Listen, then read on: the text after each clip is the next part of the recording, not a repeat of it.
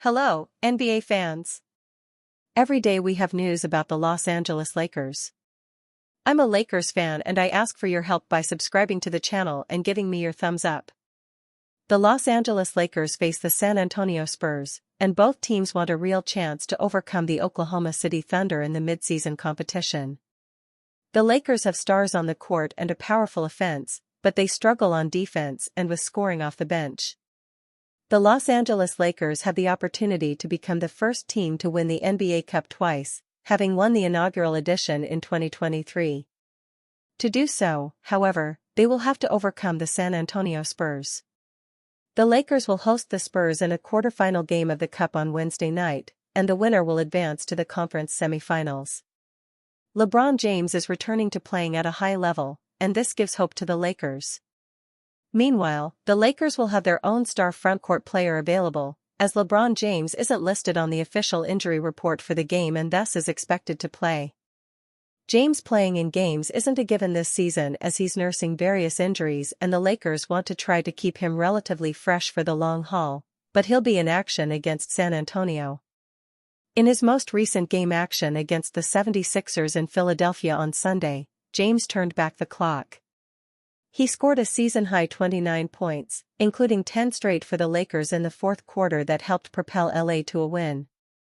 In the process, James passed Robert Parrish to move in second on the NBA's all-time regular season wins list. "It's super humbling," James said of the accomplishment after the game. "To be able to be in the position to play the game that I love and still be able to do it at a high level. Obviously I didn't get to an opportunity to see Robert Parrish when he was at the height of his game, he was in the 80s. I did see later when he was with the Bulls, but, you know what he meant to the game in that era especially, all those championships they were winning. Being a historian of the game and being able to appreciate it, that's what's most important for me, appreciating the ones who came before me because they laid down the stones, they laid down the path and I'm trying to do the same thing for the next generation." On the season, James is averaging 16.1 points, 7.6 assists and 4.7 rebounds in 33.1 minutes per game. The Lakers are already thinking about the future without LeBron James and are preparing to sign a center with potential in the draft. The Los Angeles Lakers are tied for the number 2 seed in the Western Conference this season, but there's still one area of concern. DeAndre Ayton has been really solid at center for the team, but he's not a great defender and doesn't even attempt to shoot threes. In the modern NBA, it's a huge advantage to have a center who can play defense and hit the occasional three. One of the biggest risers in the 2026 NBA draft class has been North Carolina center Henri Vizar. Thanks to his size and skill, the Lakers might not have a chance to draft him, but in Sam Vecenie's mock draft for The Athletic, he projects Los Angeles to land the 7-footer with the number 28 pick. Vizar was incredibly impressive late last season for Arizona before transferring to North Carolina, Vecenie wrote. The Estonian big man is averaging 16 points and 8.5 rebounds while shooting 64.9% from the field and 40% from three. He's also shown up in big games. He was arguably the team's best player against Michigan State, scoring 13 points and grabbing 6 rebounds. He had 20 points, 4 rebounds, and 4 assists against Kansas. On Tuesday, he was the best player on the floor against Kentucky, putting up 17 points and 10 rebounds. Defensively, he's been versatile in ball screen coverages. Scouts want to see more toughness and for him to embrace being the biggest player on the court. But it's very hard to find skilled 7-footers like this, and teams are interested. Vizar recently drew praise from UNC head coach. Vizar is from Tallinn, Estonia, and originally came to the States to play at Arizona. He decided to transfer to North Carolina this year, and his game has gone to another level. Tar Heels head coach Hubert Davis has been really impressed with the center. Vizar has put a lot of weight and importance on him, Davis said, via Sports Illustrated. He's so huge for us on both ends of the floor. His rebounding is real, his length, his ability not only just to rebound but to keep balls alive up in the air that allows us to be able to get those rebounds. To get to the offensive glass, that's something that's always been an emphasis for us. And honestly, with him and Caleb Wilson, they're our two best defensive rebounders.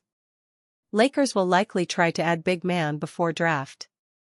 The Lakers wouldn't be able to add Vizar until next season, so it doesn't help the team now. Ayton is likely good enough to keep the team in contention, but they really need more defense at center. The Lakers have to get through players like Nikola Jokic, Chet Holmgren, Alperen Sengun, and potentially Giannis Antetokounmpo in the Western Conference.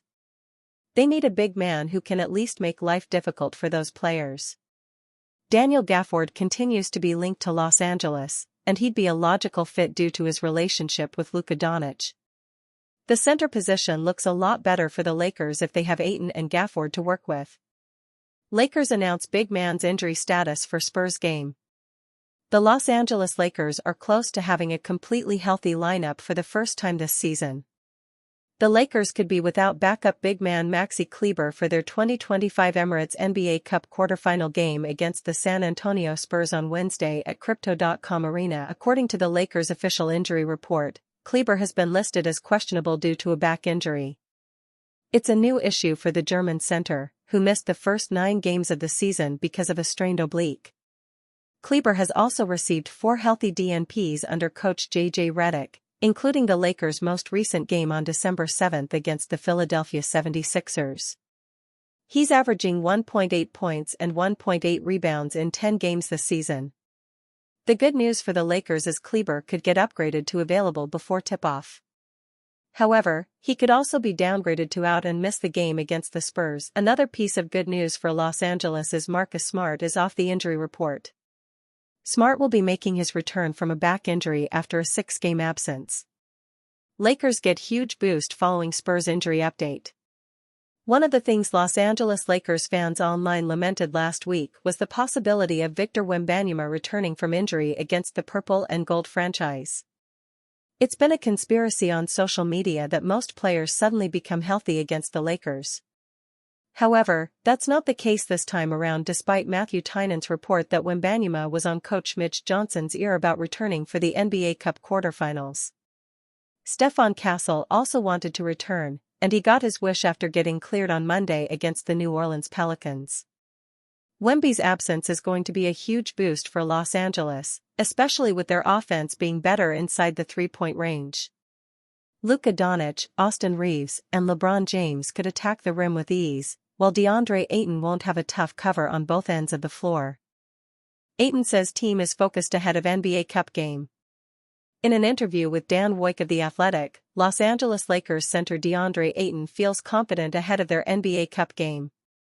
Ayton is motivated to play well and match the energy that Luka Doncic, Austin Reeves, and LeBron James put on the court. Yeah, I think we have a shot. We have some Hall of Famers on the team that really want to win, and they make that very vocal that they want to win. So you're gonna have to hold your end to be a part of the puzzle so you can fit, Ayton said. The franchise was the first ever NBA Cup winners back in 2023 under Darvin Ham. The defending 2024 NBA Cup winners, the Milwaukee Bucks, failed to make it out of this year's group stages. Lakers linked to young 3-and-D star with huge upside. The Los Angeles Lakers could potentially make a run for Sacramento Kings wing Keon Ellis ahead of the February 5 trade deadline, per The Athletic's Sam Amick.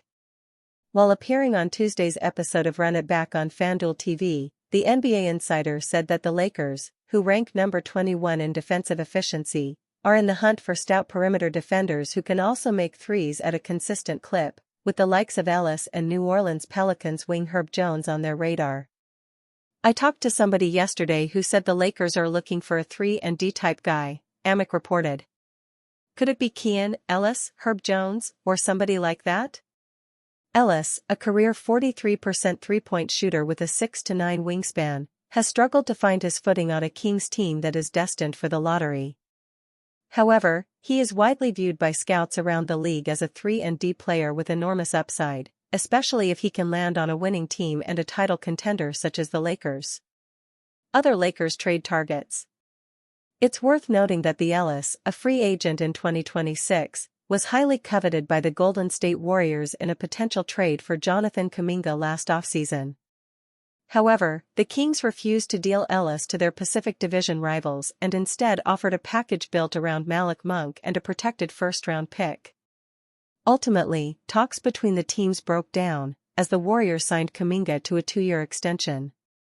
The Warriors would probably be quick to pull the trigger on a deal involving Keegan Murray or Keon Ellis. However, a source with knowledge of trade conversations told the Sacramento Bee that Murray and Ellis have not been discussed and both are considered off-limits in talks for Kuminga, read a report published in July. A lot has changed since last summer, with the Kings not inking Keon Ellis to an extension and allowing him to become a free agent in 2026. Furthermore, Ellis is averaging his fewest minutes since his rookie season, a sign of his inevitable exit. Besides Ellis and Herb Jones, Miami Heat 3-and-D wing Andrew Wiggins is widely considered another Lakers trade target ahead of the February 5 deadline. 3-and-D players at a premium. The Lakers can't be blamed for targeting 3-and-D players in their title pursuit. That archetype of a player is at a premium in the modern NBA, and arguably the most sought after by championship contenders. Just take last season's NBA Finals, for example, where players like Aaron Nesmith, Cason Wallace, Obi Toppin, Aaron Wiggins, and Luguentz Dort played critical roles in helping their teams extend the series to 7 games. While they didn't get the credit as the stars, such as Shai Gilgeous-Alexander, Jalen Williams, and Tyrese Halliburton, neither the Oklahoma City Thunder nor the Indiana Pacers would have made deep playoff runs without their services. Another young 3-and-D star who could be available before the February 5 deadline is New Orleans Pelicans' Trey Murphy III. However, the Lakers won't be able to patch the Pelicans' reported high asking price of multiple first-round picks. The Lakers can offer teams only one first-round pick, 2031 or 2032, in potential trades. Lakers trade idea reunites DeAndre Ayton with $48 million former Trailblazers teammate. The Los Angeles Lakers frontcourt situation is better than most at this stage of the season. DeAndre Ayton has played well alongside Luka Doncic during his first campaign in Los Angeles, providing Doncic with an athletic, coordinated lob threat and protecting the rim effectively. Ayton is averaging 15.3 points, 8.8 rebounds, and 1.1 blocks per game, shooting 70.6% from the field in 21 contests. However, the Lakers could benefit from adding a quality backup center for Ayton on the trade market. Heavy's Keith Watkins suggests Los Angeles should reunite Ayton with his 6'9" former Portland Trailblazers teammate. Williams fits the identity the Lakers lean on. He protects the rim, plays above the basket, and covers ground in a way most centers cannot, Watkins wrote Sunday. His timing as a shot blocker remains elite. His mobility allows him to survive switches. And his vertical threat gives any guard a clean lob target in the half-court. He also gives the Lakers something they do not currently have behind Ayton. A second big with real defensive presence. Someone who can keep the paint secure when the starters rest. Someone who changes possessions through energy and anticipation. Williams, who played alongside Ayton in Portland for less than 3 seasons, has been experiencing the same issue that plagued Anthony Davis during his 4.5-year stint with the Lakers, difficulty avoiding the injury bug. From knee injuries to ankle setbacks, the 28-year-old former Boston Celtics fan favorite has unfortunately spent ample time on the bench since joining the NBA in 2018. That said, Williams can cause problems for opponents on both ends when healthy, as he can finish above the rim in pick-and-roll situations and alter/block shots around the rim with force. The Texas A&M product is averaging 5.6 points, 5.4 rebounds, and 1.7 blocks per game this season with the Trailblazers while shooting 66.7% from the field in 15 outings. Williams would undoubtedly be among the cheaper frontcourt trade assets on the market this season. What makes Reggie Miller doubtful if LA Lakers can sustain hot start to season? The Los Angeles Lakers are off to a phenomenal start, perhaps better than what most experts expected from them. After all, ahead of their NBA Cup quarterfinal matchup against the San Antonio Spurs, the Los Angeles Lakers currently hold the 2nd seed in the Western Conference. They have a 17-6 record, and the biggest surprise is that the purple and gold have played the majority of games without LeBron James. NBA legend Reggie Miller recently shared his honest thoughts on the Lakers' piping hot start to the 2025-26 season. The reason behind the Lakers' early season success has been the dominant performance of Luka Doncic and Austin Reeves.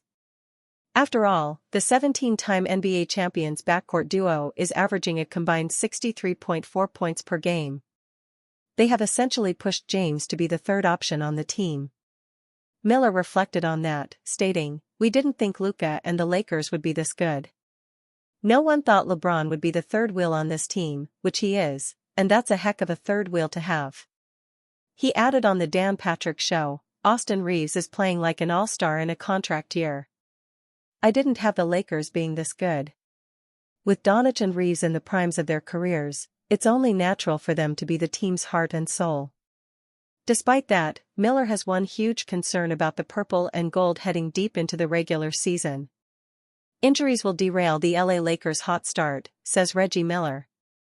"The Lakers' starting lineup is second to none this season. At the same time, they have the worst bench in the league. In fact, the Lakers' bench scored a season-low 10 points versus the Philadelphia 76ers. In that case, even one serious injury to Doncic or Reeves could prove catastrophic for the Lakers, and that's Miller's biggest worry about the Western Conference side.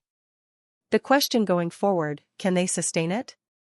Health will be a big issue, in my opinion, for the Lakers," he concluded. "It will be interesting to see whether injuries become a problem for the Lakers or whether they'll prove their doubters wrong once again." Reggie Miller claims Austin Reeves' ultimate gamble on himself has earned him a potential $50 million annual payday. Austin Reeves wasn't many people's pick to be the Lakers' second scoring option when the 25-26 season began, but he's held himself to a high level, even after LeBron James came back from injury. He continues to run the show alongside James, scoring at least 33 points in 4 of his last 6 games. With each passing day, it's becoming more and more evident why he deserves that $50 million paycheck. It's incredible how far Reeves has come. As an undrafted free agent entering the league, he signed with the Lakers because he saw them as the right fit for his game. He began as a streaky scorer who struggled on defense, but over time he developed into a reliable, impactful player. Nobody saw Reeves developing into the player he is today. Not even Hall of Famer Reggie Miller. But like the legendary three-point shooter always says, some players are a product of their own environment. He took a gamble on himself, Dan, Miller said of Reeves on the Dan Patrick Show. "And knock on wood, health provided, I think it's going to pay off because the Lakers or someone is going to have to pay him." Reeves is currently in the second to last year of a 4-year contract.